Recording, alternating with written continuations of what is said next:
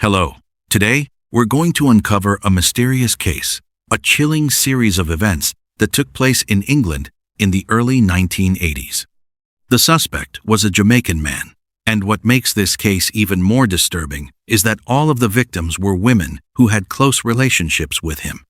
What's even more shocking is that, despite being taken to court twice, he somehow managed to escape conviction each time.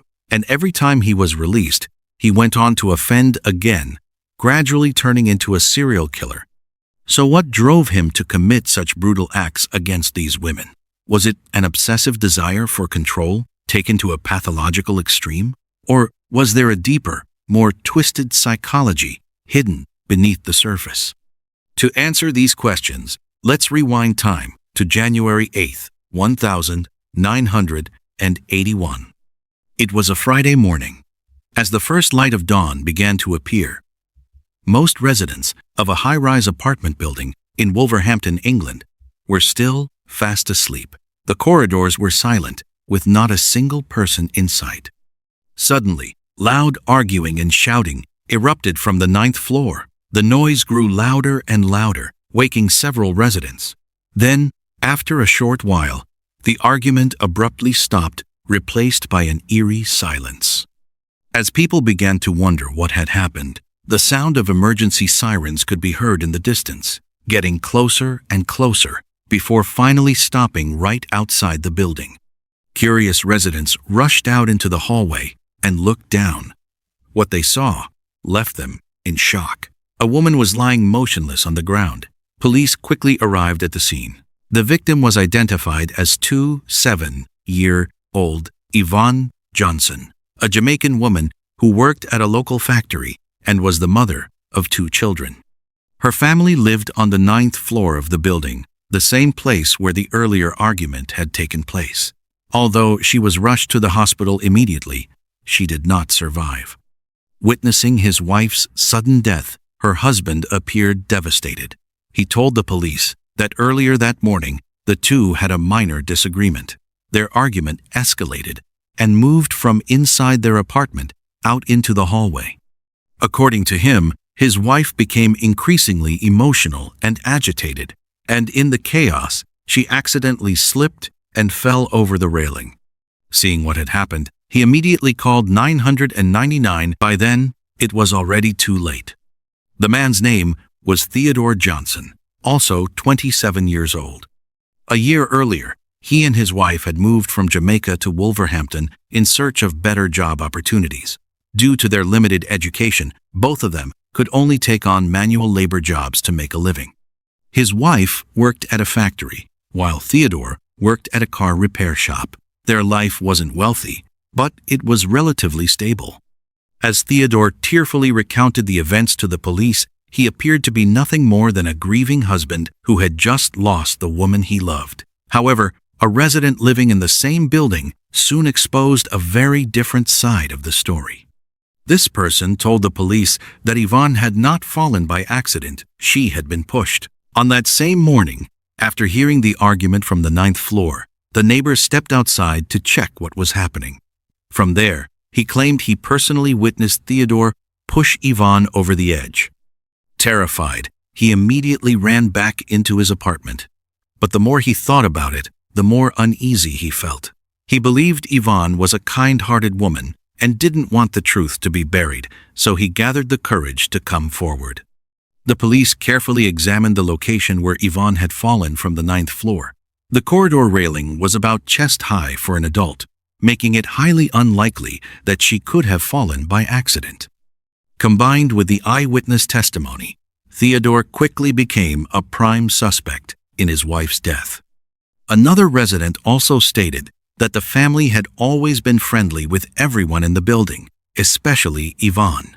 She was polite, greeted people warmly, and left a good impression on those around her. However, the couple didn't seem well matched physically. Theodore was shorter and smaller in build, while Yvonne was taller and more attractive. So what could have led Theodore to kill his own wife? At that time, the building had no surveillance cameras, so the investigation relied mainly on witness statements. Despite this, Theodore continued to deny everything, insisting that his wife's death was purely an accident. Their 2 young children had been asleep inside the apartment at the time and were unable to provide any useful information. Even with an eyewitness claiming to have seen the act, Theodore stubbornly refused to confess. He was eventually arrested on suspicion of murder. While in custody, Theodore wrote a letter to a neighbor in the building. In the letter, he claimed that from the moment they arrived in England, his wife had constantly insulted and verbally abused him.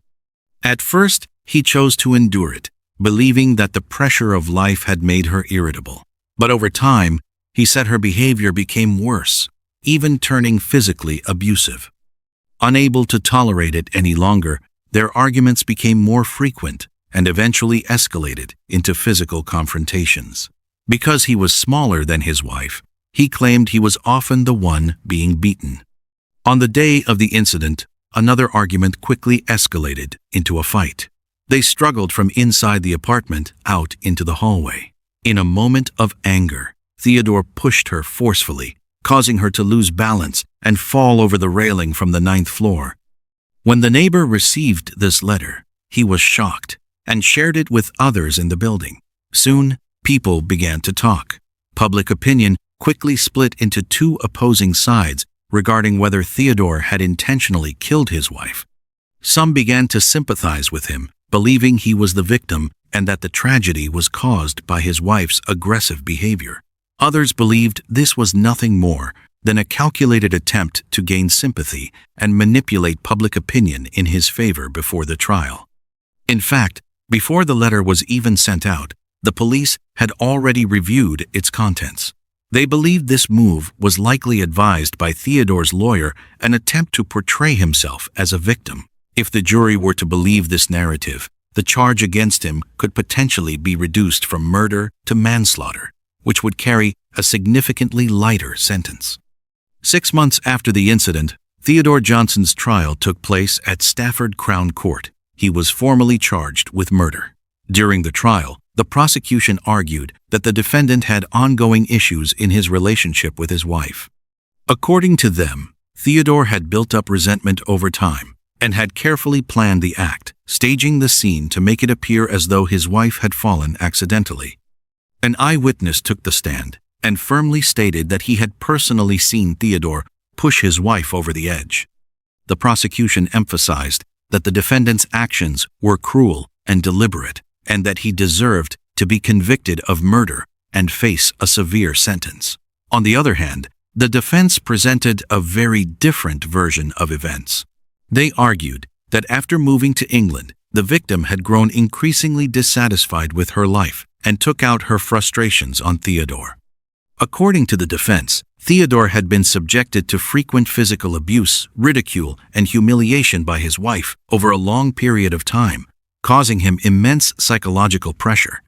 In a moment of emotional overwhelm, he lost control and pushed her, never intending for it to result in such a tragic outcome. The defense insisted that Theodore had no intention of killing his wife, and that the incident was ultimately a tragic accident. Following this, a couple who lived in the same apartment building took the stand as witnesses. They stated that, prior to the incident, they had never seen the couple argue, nor had they ever witnessed the victim physically assaulting her husband. They described the victim as a gentle and polite woman, insisting that everything Theodore had claimed was nothing more than fabrication to escape responsibility. The arguments between both sides grew intense, but it became clear that the judge was leaning toward the defense. At one point, he addressed Theodore directly. "You have lived a simple and decent life. You are not someone with violent tendencies. You are also the father of 2 young children. I believe that what happened was the result of pressure you suffered from your wife." After deliberation, the jury reached a verdict. The court ruled that Theodore Johnson was not guilty of murder, but guilty of manslaughter, sentencing him to 3 years in prison. The verdict sparked widespread outrage. Many believed the sentence was far too lenient, criticizing both the judge and the jury for accepting what they saw as a one-sided defense narrative. There were concerns that a dangerous individual like Theodore, once released, could pose a serious threat to society again. However, the decision had been made and was legally binding. Theodore was sent to prison to serve his sentence, while his 2 children were placed under the care of local social services. During his time in prison, Theodore kept a low profile. He avoided conflicts, spoke very little about his case, and ignored the criticism coming from the outside world. 3 years later, he was released and returned to normal life. For most former inmates, finding a job and reintegrating into society can be extremely difficult due to stigma. But Theodore seemed to be an exception. He had a way of gaining people's trust and quickly found work at an auto repair shop in Wolverhampton. At first, he worked diligently. A few years later, at the age of 38, he met a woman named Yvonne Bennett at a bar. Strangely, she shared the same name as his late wife. It's unclear whether this played a role, but Theodore pursued her intensely. The two quickly became a couple and moved in together near Finsbury Park in North London. They had a daughter together and, for a time, lived a peaceful life. Theodore worked hard and appeared in the eyes of others to be a devoted family man. But this calm life did not last long. His girlfriend began having an affair, and when Theodore discovered it, he became furious. He constantly confronted and interrogated her. Unable to tolerate his increasingly aggressive behavior, Yvonne decided to leave him, taking their daughter with her. This only made Theodore more unstable. He began stalking her day and night, ignoring her objections. He showed up at her home repeatedly and even used violence in attempts to force her to return to him. Frightened by his actions, Yvonne reported him to the police multiple times. One day, while she was not at home, Theodore broke into her house and hid inside a wardrobe. When she returned, he suddenly jumped out, held a knife to her throat, and nearly killed her. Fortunately, the sound of their daughter crying caused him to snap out of it. Theodore was later questioned by the police regarding the incident. However, since he had not caused serious physical harm, he was released after questioning. After that, Yvonne became much more cautious, securing her home carefully, fearing that Theodore might break in again. But these precautions were not enough to stop what was coming.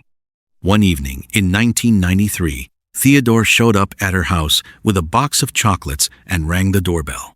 Speaking in a calm tone, he said he wanted to make peace and see his daughter. Seeing this unusual behavior, Yvonne hesitated, but eventually softened and let him in. However, it didn't take long before they started arguing again. Theodore failed to convince her to come back to him. He gradually lost control, accusing her of treating him coldly and unfairly. The argument escalated rapidly. In a fit of rage, Theodore pulled off his belt and wrapped it tightly around Yvonne's neck, strangling her until she stopped breathing. After the act, he noticed that their daughter was still asleep in the bedroom. Looking at her innocent face, he suddenly felt a wave of regret and overwhelming despair. After a moment of hesitation, he decided to turn himself in. Theodore walked to a public phone booth and called the police. When officers arrived at the scene, they found that he had attempted to hang himself using a rope tied to a tree in front of the house. They immediately intervened and rescued him. He was not seriously injured. As soon as he was confronted by the police, Theodore confessed to the crime, stating that he had killed Yvonne in a moment of anger and didn't know what to do afterward, leading him to attempt suicide. This marked the second time Theodore had taken a life. However, his statement raised suspicions among investigators. When they arrived, he was still in the process of attempting suicide. If he had truly intended to end his life, he could have done so before the police arrived. Instead, he chose a highly visible location right in front of the house and used a slow, almost theatrical method, as if he were putting on a performance. This behavior closely resembled what he had done 12 years earlier when he wrote that letter to his neighbor, both actions seemingly aimed at gaining sympathy from others. After further investigation, the police arrested Theodore for murder. News of his reoffending quickly spread across the media.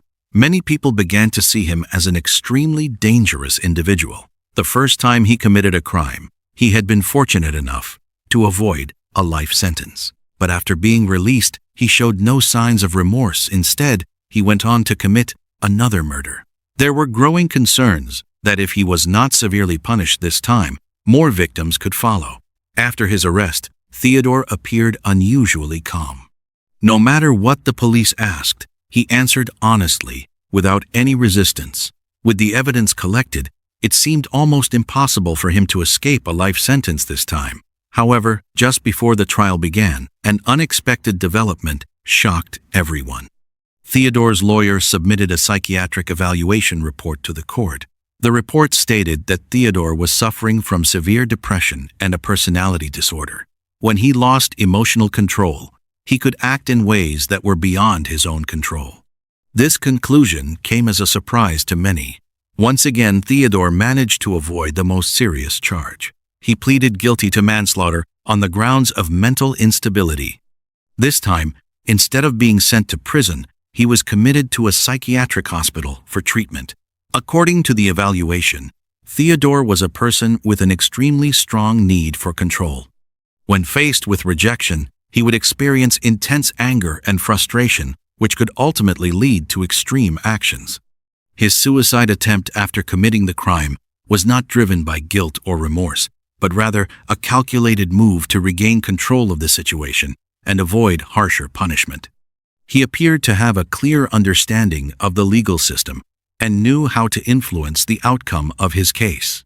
Although diagnosed with mental illness, Theodore's manipulative and calculating nature became increasingly evident. In 1994, during his treatment, he behaved cooperatively and gradually gained the trust of the medical staff. The hospital began allowing him to go outside for short periods each day under supervision.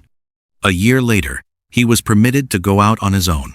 At one point, he attended a 2-day furniture restoration course arranged by the hospital intended to help him reintegrate into society. During this time, he met a 51-year-old woman named Angela Best. She was a single mother of 4 children. At the time, Theodore was 41 years old and quickly became infatuated with her, pursuing her intensely.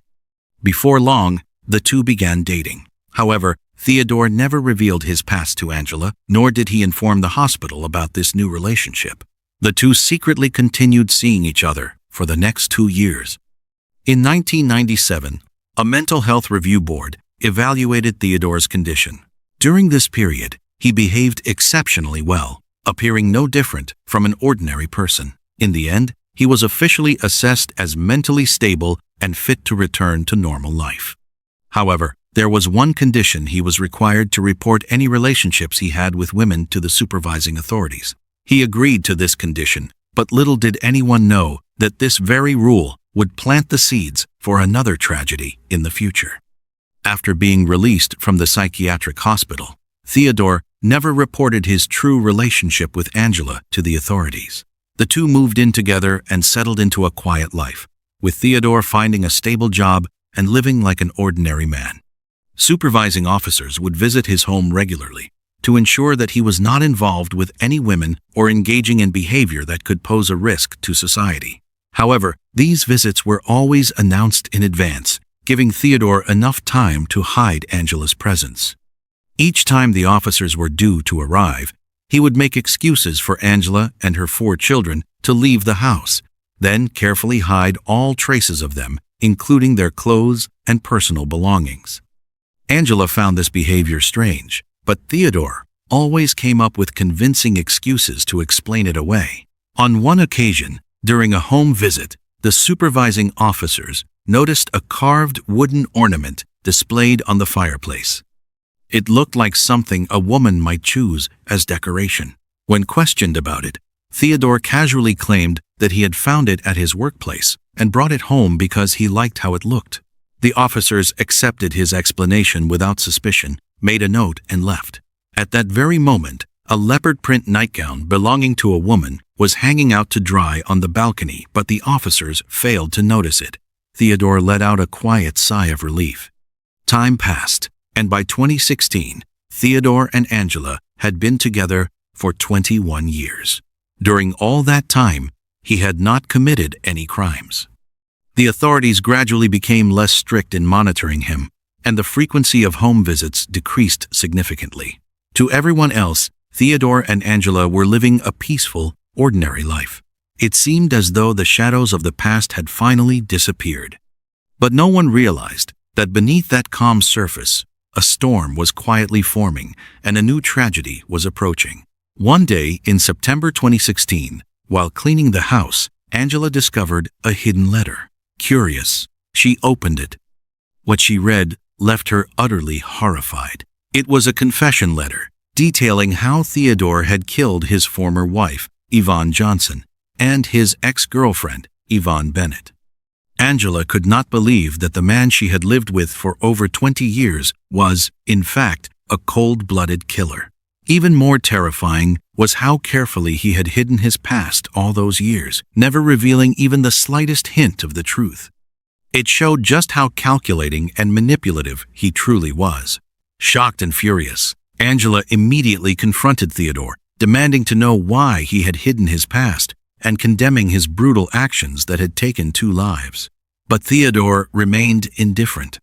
He dismissed her reaction, claiming she was overreacting and that everything had happened many years ago. He argued that he had already paid for his mistakes and that there was no need to bring up the past again.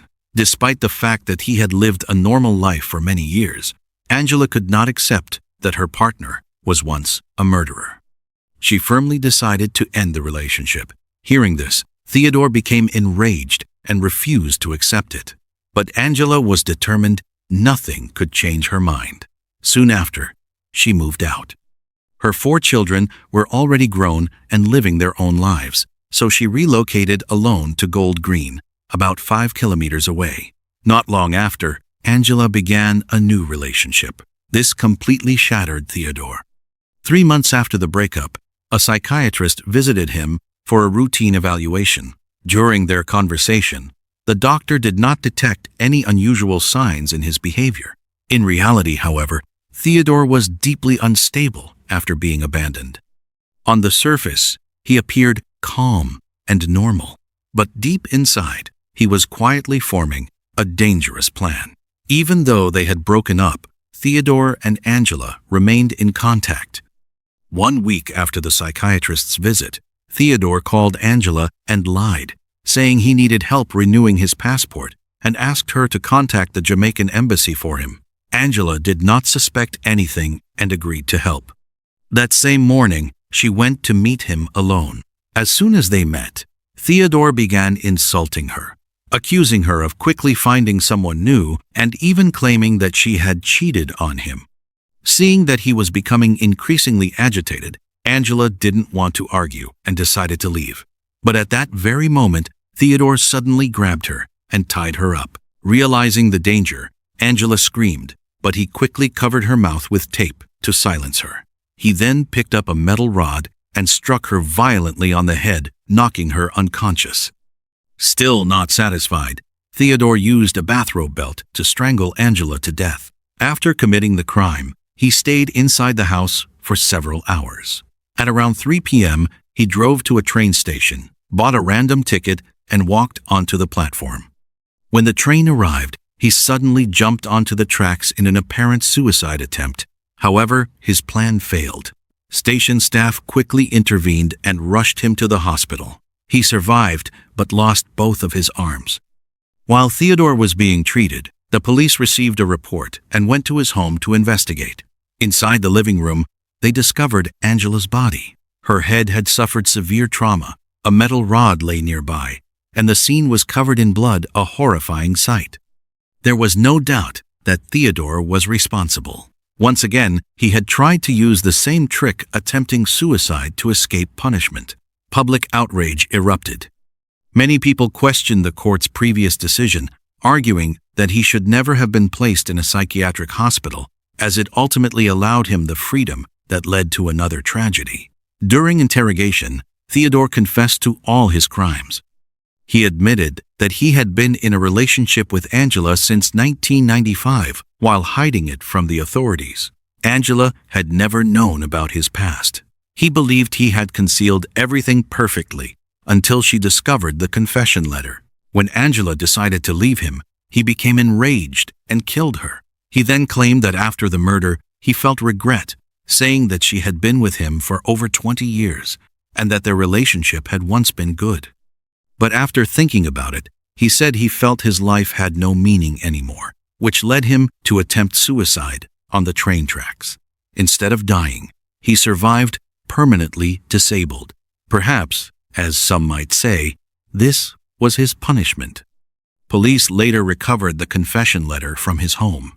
In it, Theodore described in detail how he had murdered his ex-girlfriend, Yvonne Bennett, and revealed the truth about the death of his former wife, Yvonne Johnson. She had not died in an accident. He had deliberately pushed her to her death. Theodore had an extreme need for control. He controlled his wife's relationships and even dictated how she dressed. They frequently argued because of this. On the day of the incident, his wife had planned to go to church wearing a dress, but Theodore forbade her from leaving, claiming her outfit was inappropriate. During the argument, he struck her on the head with a vase. As she collapsed in pain, he dragged her to the apartment corridor and without hesitation pushed her over the edge.